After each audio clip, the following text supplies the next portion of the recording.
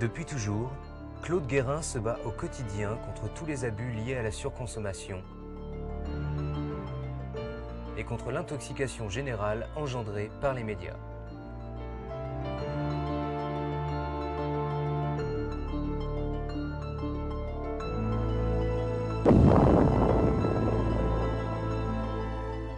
En devenant retraité, il observe davantage ses petits-enfants et il prend conscience qu'il est grand temps d'agir. En effet, les enfants sont déjà malgré eux des surconsommateurs insatiables et donc les premières victimes. Ce sont les adultes de demain. Et Claude sait que s'il ne fait rien, l'avenir de la planète est en jeu.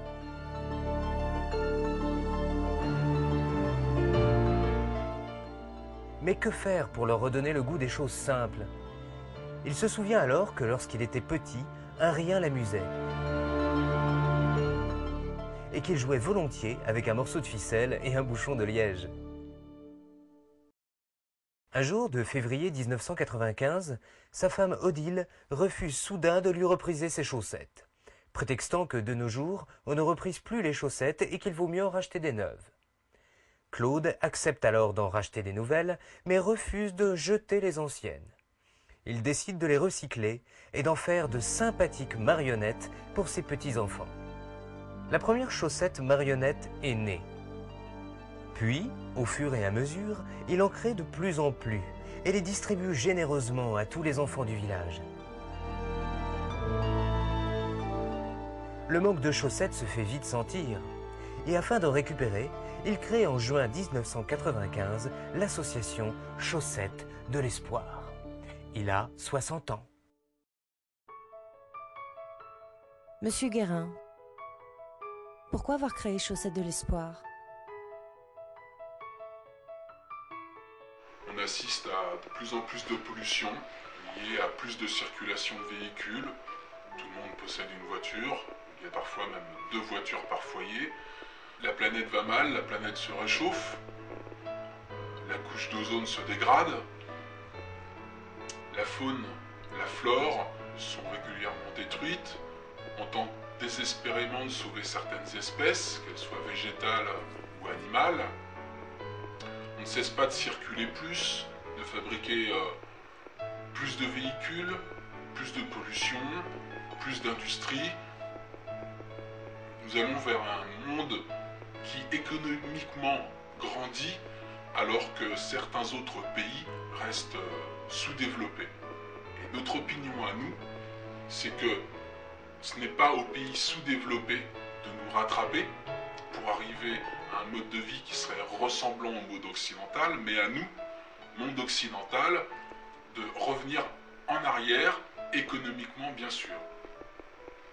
Et pour changer les choses, nous avons choisi de nous adresser donc aux enfants par le jeu, de leur proposer des nouveaux jouets plus ludiques, des jouets qui leur permettraient de recréer à nouveau un lien social et de se retrouver face à une réalité qui est celle de la nature et de la planète. Il faut cesser d'épuiser le capital de notre planète, car un jour, nous n'en aurons plus et nous n'avons qu'une planète.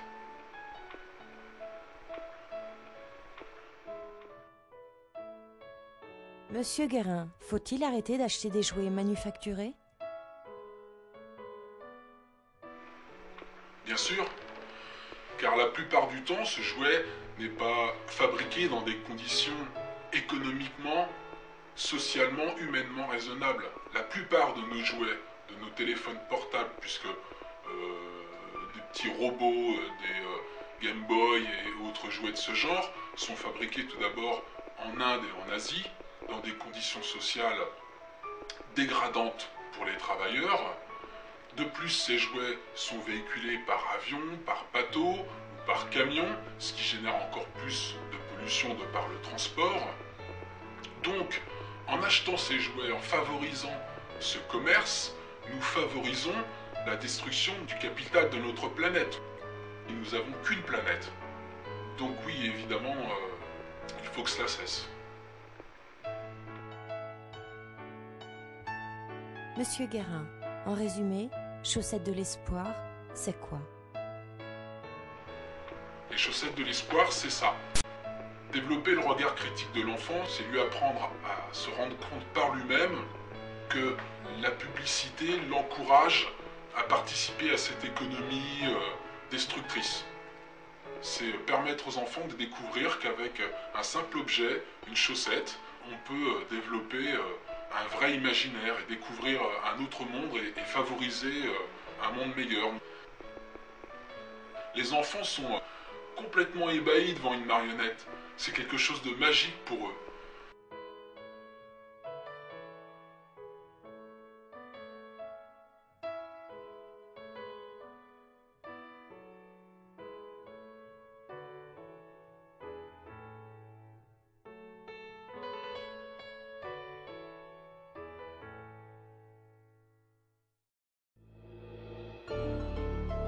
Chaque habitant du village participe très vite à son projet, en offrant leurs chaussettes usagées.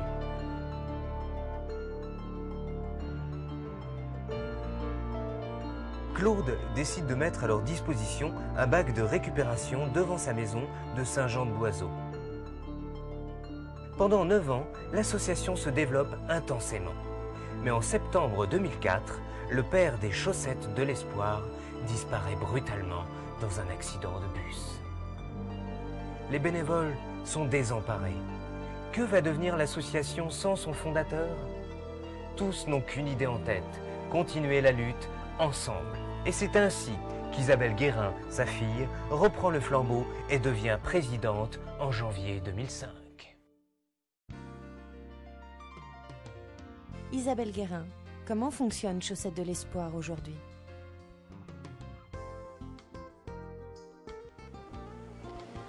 En fait, ce qui se passe, c'est que tout au long de la semaine, les bénévoles récupèrent des bouts de tissu, des bouts de laine, récupèrent des boutons, des aiguilles, enfin, tous les éléments qui peuvent nous permettre de construire nos chaussettes.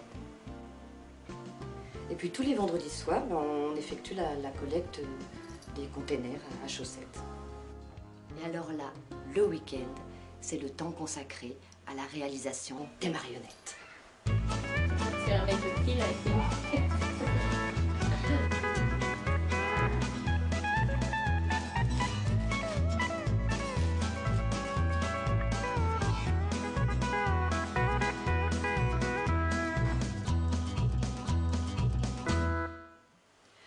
Alors les mardis soirs, on se réunit autour du verre de l'amitié.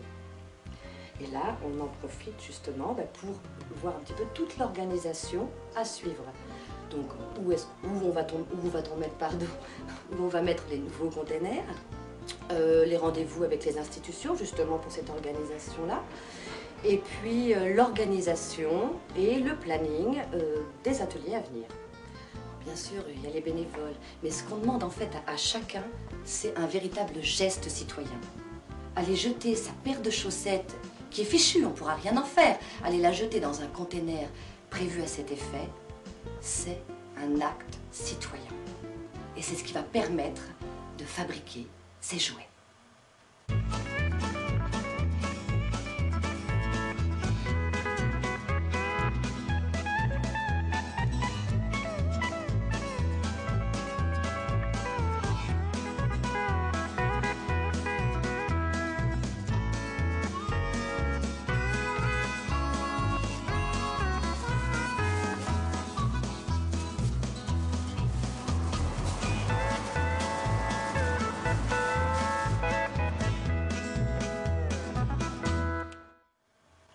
Et c'est pour cette raison qu'on a mis des bacs de récupération de chaussettes à la disposition de tous les habitants de Saint-Jean-de-Boiseau.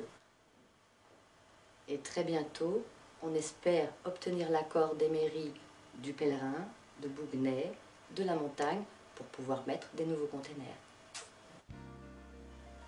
Alors en 2007, on prévoit d'investir la ville de Nantes et d'ici 10 ans, la France entière. Il y a déjà beaucoup de Français qui sont très sensibles à notre action parce qu'on reçoit un nombre assez important de colis par courrier, de colis de chaussettes.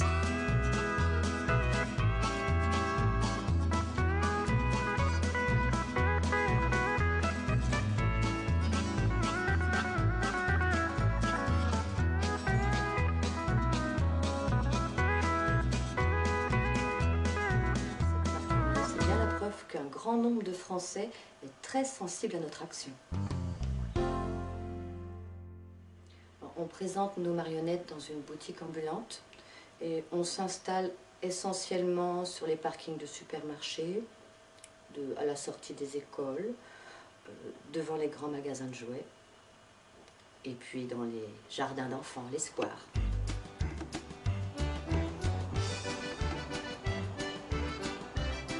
Bonjour les enfants, chaussettes de l'espoir.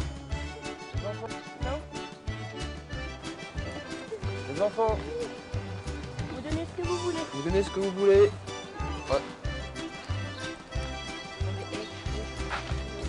C'est pas la peine d'insister parce qu'après on a toujours des problèmes avec les parents. Donc c'est bien d'aller voir les mômes, tu vois. Mais faut pas insister, faut pas leur courir après non plus. Bon, d'accord.